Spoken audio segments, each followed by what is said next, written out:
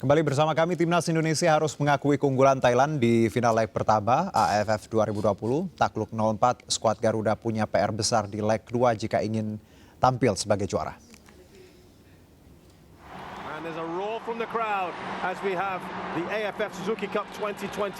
Lebih diunggulkan daripada Timnas Indonesia, Thailand langsung menginisiasi serangan sejak wasit meniup peluit tanda pertandingan dimulai pada laga yang berlangsung di National Stadium, Singapura. Thailand berhasil membuka keunggulan di menit kedua lewat sepakan keras Chanatip Songkrasin yang tak mampu diantisipasi Nadeo Argawinata.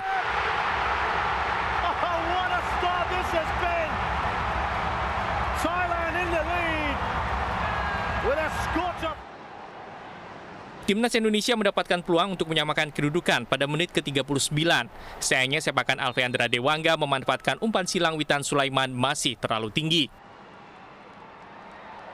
Keunggulan 1-0 untuk Thailand menutup babak pertama.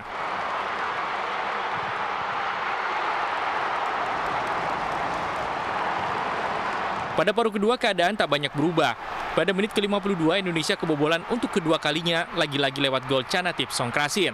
Kali ini ia memanfaatkan umpan Supacok Saracat.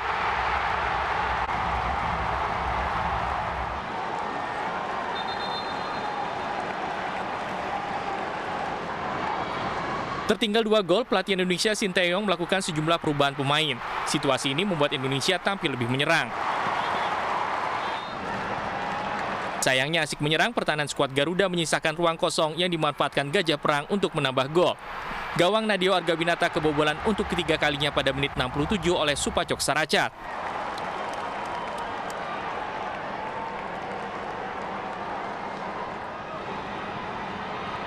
Thailand yang terus menekan pertahanan Indonesia kembali menambah pundi-pundi gol mereka di menit 83 yang dicetak Bordin Pala. Skor 4-0 untuk kemenangan Thailand menutup laga final leg pertama Piala AFF 2020. Skuad Garuda pun punya PR besar di leg kedua jika ingin tampil sebagai juara.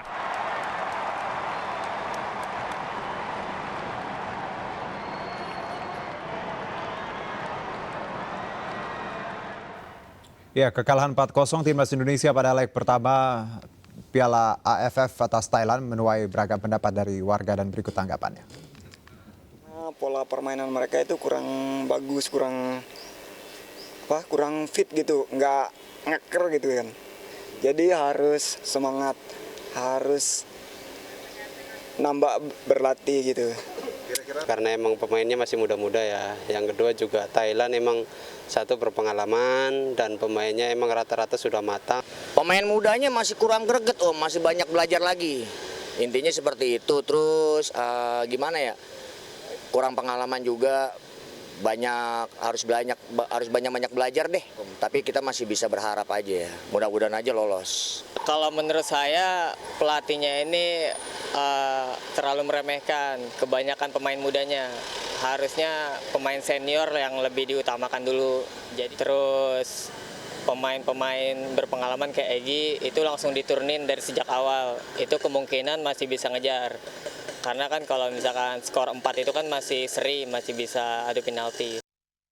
Ya, pelatih Timnas Indonesia Sinteyong mengaku gol cepat Thailand membuat permainan skuad Garuda sulit berkembang. Terlebih skuad Garuda banyak diisi pemain muda yang minim pengalaman di turnamen besar.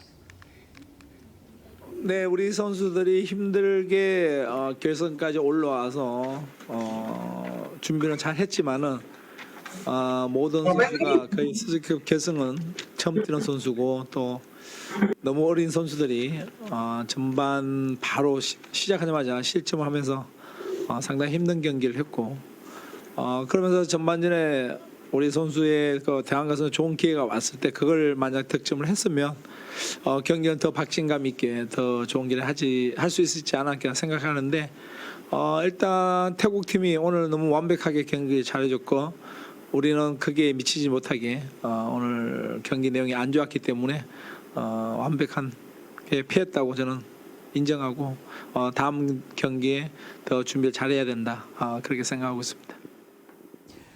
Ya, Timnas Indonesia harus mengakui keunggulan Thailand di final leg pertama AFF 2020 takluk 4-0. Apakah Indonesia mampu mengembalikan situasi di leg kedua nanti. Kita akan membahasnya bersama Mas Ma'ruf El Ruby, redaktur pelaksana Sportstars.id. Saya tadi menyebutkan mengembalikan, itu agak gitu ya. Apakah sesusah itu menurut Anda nantinya? Iya, kita bilang mengembalikan aja susah ya, apalagi benar-benar di lapangan jadi lebih susah lagi. Gimana kayaknya. Mas Ma'ruf? Ya, memang skor ini agak di luar prediksi banyak orang. Jadi gini, ketika mungkin orang mengatakan bahwa kita mungkin kita berat. Ya. Tapi kalau dengan skornya 4-0 itu mungkin di luar imajinasi banyak orang. Oke. Kenapa? Karena sepanjang pertandingan kita hanya sekali tidak bisa mencetak gol sepanjang dari mulai babak penyisihan grup sampai kemudian ke partai final. Baru sekali ketika itu kita menghadapi Vietnam. Oke. Kita baru sekali itu. Sisanya ketika menghadapi tim sekuat Singapura kita bisa bikin gol. Menghadapi Malaysia kita juga bisa bikin gol. Jadi ini agak sesuatu yang agak di luar prediksi. Tapi kalau kemudian kita melihat bagaimana jalannya pertandingan, kita harus mengakui bahwa kualitas kita memang masih di bawah Thailand. Dan menurut saya memang itu udah fakta, tidak bisa dibantahkan. Kualitas dari sisi persiapan, kemudian gaya mainnya, kemudian memang betul dari bagaimana Sintayong mengatakan gol cepat itu juga mengubah semuanya. Yang menurut saya memang kita harus mengakui Thailand memang di atas kita kualitas di pertandingan tadi malam. Tapi kan kita tahu bahwa memang Sintayong mengeluarkan tim-tim anak-anak muda di sini karena tadi ya mungkin bagian dari strategi dan kita juga lihat stamina mereka memang kuat. Tapi apakah menurut Anda juga kesalahan ketika semuanya anak muda, tidak ada senior yang dominan di sini seperti Thailand, mereka ya hampir semuanya berpengalaman. Iya, kalau kita bicara soal komposisi pemain usia muda kan memang rata-rata, bukan rata-rata, tapi ini adalah tim paling muda ketika dibandingkan dengan semifinalis lainnya, bahkan dibandingkan Vietnam, dibandingkan Thailand dan dibandingkan dengan Singapura. Awalnya kan tidak ada masalah ketika semuanya baik-baik saja. Ketika kita mengalahkan Singapura, kita menang Vietnam, semuanya mengatakan bahwa tidak apa-apa dengan para pemain muda. Maka dipuji-puji malah ya dipuji-puji muda. juga. Kalau kemudian sekarang memang banyak persoalan. Pertama adalah ada pemain kita yang absen. Kalau kita lihat bahwa Arhan absen itu juga bermasalah. Dan itu beberapa kali kan serangan itu justru di posisi yang ditempati oleh Arhan. Satu, yang kedua, memang harus kita akui bahwa kalau tadi ada yang misalnya ada yang komen bahwa kenapa bukan Egy Maulana yang pertama jadi starter? Karena memang adalah bahwa Egy itu kan dia baru bergabung beberapa hari dan kita tahu bagaimana Sintayong tidak langsung percaya kepada pemain yang dia baru bergabung beberapa hari. Dan ini juga memang bagian dari taktik. Jadi skenario awal yang ingin coba dibangun Sintayong adalah bagaimana mencoba memperkuat lini tengah dan kemudian mereka bagaimana transisinya menjadi lebih bagus. Tapi ternyata, dan awalnya kan cukup berjalan meskipun kita sempat kebobolan pertama di menit kedua, tapi setelah itu kita punya beberapa peluang. Sebenarnya ada dua peluang menurut saya yang harusnya mungkin bisa dikonversi menjadi gol. Peluang pertama adalah peluang yang dimiliki Dewangga. Peluang yang kedua adalah peluang yang dimiliki Irfan.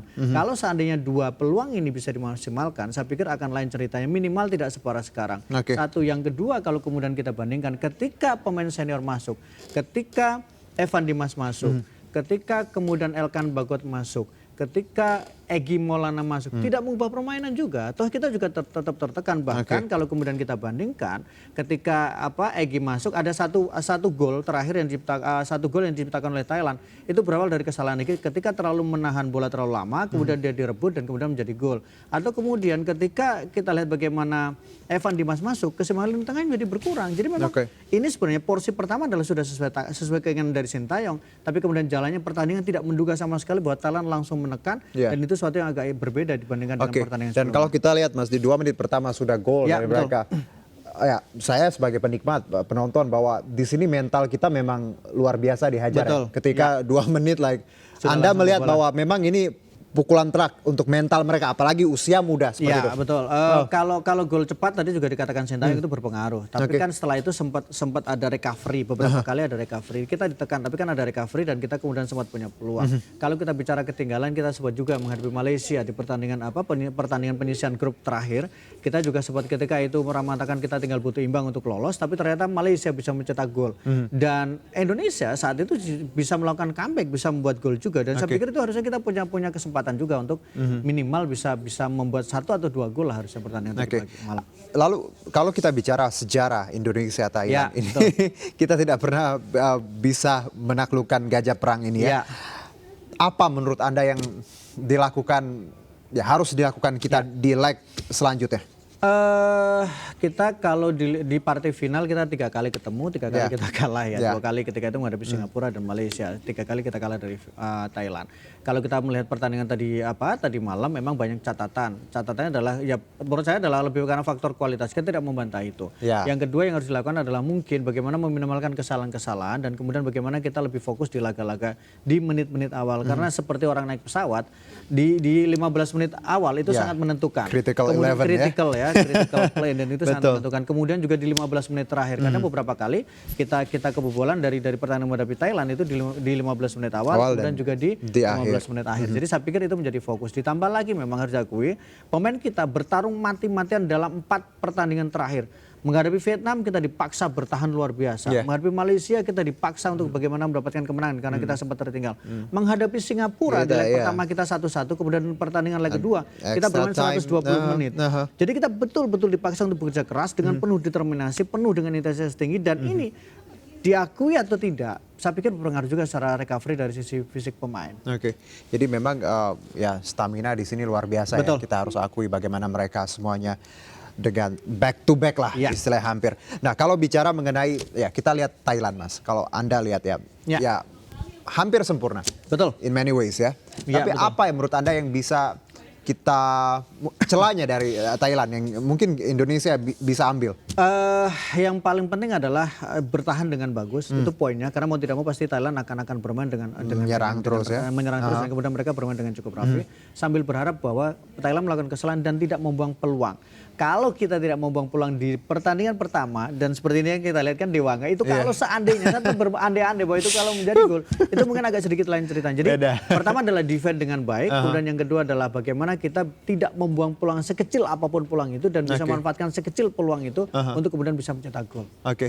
Sintayong sendiri kalau tadi Anda bilang bahwa beliau ya agak susah untuk dengan orang baru ya. Betul. Kepercayaan, trust itu ya. Dan itu dibuktikan dengan Egy dikeluarkan belakangan seperti itu. Apakah perlu nanti di awal bahwa ya tidak semuanya disimpan di tengah gitu? Ya. Harusnya kita dari awal sudah main jor-joran seperti itu. Kita tertinggal 4-0, 0-4. Kemudian yang ketika pertandingan 90 menit itu banyak hal kemudian terjadi. Bisa saja kita bisa mencetak gol, tapi bisa saja kita juga kebobolan gol. Jadi dalam pertandingan sepak bola itu tidak kemudian berhitung bahwa kita butuh gol, kemudian kita main semena-mena dengan langsung menyerang dan menekan. Persoalan Egy adalah defense-nya tidak terlalu bagus. Jadi ada ketika Egy main misalnya kekhawatiran terbesar adalah adakah keseimbangan di dalam tim. Itu yang paling penting, terutama ketika kita bertahan. Dan kemudian, tidak ada Arhan juga. Iya tidak. Nanti leg kedua kemudian Arhan main dan mungkin itu bisa menjadi opsi juga. Tapi yang paling penting adalah ada keseimbangan di dalam tim. Boleh kita berambisi bikin gol, tapi tidak boleh kita kemudian melupakan bagaimana cara kita bertahan, bagaimana tim ini harus bisa memiliki keseimbangan ketika mereka bertahan. Memasukkan Egy bukannya tanpa kelebihan, pasti ada kelebihan karena Egy punya pengalaman, bagaimana dia punya dribble yang bagus juga. Tetapi yang menjadi persoalan adalah bagaimana kemudian keseimbangan di tengah kita. Memasukkan Evan Dimas punya kemampuan kontrol bola yang bagus, Evan Dimas juga bisa menjadi distributor bola yang bagus. Tetapi kalau kemudian dia tidak bertahan dengan baik, jelas itu beresiko di awal-awal. Jadi menurut saya besar kemungkinan tidak akan terlalu banyak perubahan dari si komposisi pemain. Kalaupun misalnya Egy main, mungkin yang dikorbankan adalah pemain depan, bukan pemain tengah. Bisa jadi ada strategi yang disebut dengan false nine, menempatkan penyerang palsu yang kemudian dia bisa banyak bergerak membuka ruang, tapi dia tidak kemudian benar-benar statis di depan. Kemudian di tengah, menurut saya juga tidak akan terlalu banyak perubahan. Mungkin Dewangga akan tetap bermain di mungkin agak sedikit didorong ke depan, kemudian bersama dengan Rahmat Irianto, ditambah lagi juga kita tahu bagaimana tetap ada Witan Sulaiman dan mungkin ada Ricky Kambuaya. Jadi mungkin tidak akan terlalu banyak perubahan, termasuk Evan mungkin akan tetap berada di cadangan, kemudian juga Elkan Bagot juga mungkin tetap harus mulai dari bangku cadangan. Karena Bagot lambat sekali, beberapa kali dia kan kalah sprint. Padahal dia pemain yang diharapkan kan, dan orang mengatakan Elkan Bagot bagus, Elkan Bagot bagus, kenapa tidak diturunkan dari awal? Begitu diturunkan, beberapa kalah sprint. Baik, ya kita tentunya menganalisa dengan kemampuan kita dan juga ya tentunya apapun itu kita apresiasi mereka ya dengan usahanya. Lalu kalau kita lihat sekarang Mas, ada 4-0 ya. Leg kedua nanti insya Allah Sabtu ya, 1 Januari. 1 Januari betul. Menurut Anda, apakah berat untuk Indonesia mengembalikan keadaan Ya, realistis ya. Realistis kita dong. berat, tapi kita berharap bisa di pertandingan terakhir kita bisa menghadirkan kemenangan dan kita bisa menghadirkan harapan untuk di event berikutnya. Karena kenapa kemudian tadi sempat dikatakan kenapa banyak menurunkan pemain muda? Karena kan di depan ada beberapa event. Betul. Ada yang namanya SEA Games dan SEA Games itu kan rata-rata U23. Kemudian ada juga Piala AFF U23 juga. Betul. Jadi karena itu kemudian Sintayong diberikan kebebasan untuk menempatkan pemain muda karena ini bukan tujuan satu-satunya, tapi ada tujuan jangka panjang. Jangka panjangnya adalah SEA Games yang kita tahu terakhir kali kita mendapatkan emas itu di 91. Kemudian AFF adalah kita dalam tanda kutip adalah juara bertahan karena kita U20 kita menjadi juara. Nah, itu menurut saya menjadi event yang paling penting karena dari awal pun sebenarnya tim ini tidak diunggulkan sama sekali untuk menjadi juara. Jadi ketika kemudian kita sampai ke final ekspektasinya begitu tinggi. Tapi harus dikembalikan di awal bahwa ini adalah pemain muda, kemudian ekspektasi awalnya bukan menjadi juara dan ternyata Sintayong bisa membuat tim ini sejauh ini sampai ke juara. Baik, dan katanya menang atau kalah kita belajar. Iya, tapi jangan belajar terus juga karena ini nanti juga menjadi perbincangan. Jangan-jangan nanti masuk rekor muri tim yang paling banyak sebagai runner up. Iya, 6 kali ya. Iya, nggak bisa ngubah nasib susah juga. Prediksi deh. Berapa? Ya nggak apa-apa, realistis saja. Ya 2-1 lah. Saya paling aman 2-1 paling enak lah ya supaya kita menang lah. Ya, amin ya Allah. Terima kasih sama-sama Mas Ma'ruf ya. Luar biasa analisanya dan terima kasih. Tadi sama seperti tagline yang ada di layar. Tetap semangat Garuda apapun hasilnya. Sudah yang terbaik untuk Indonesia dan pastinya target juara pasti ada. Menang dengan tadi terhormat. Kalau menang harus 4-0. Kalau juara. Kalau bisa, amin. Terima kasih Mas Ma'ruf. Kita jeda dulu pemirsa, tetap bersama kami.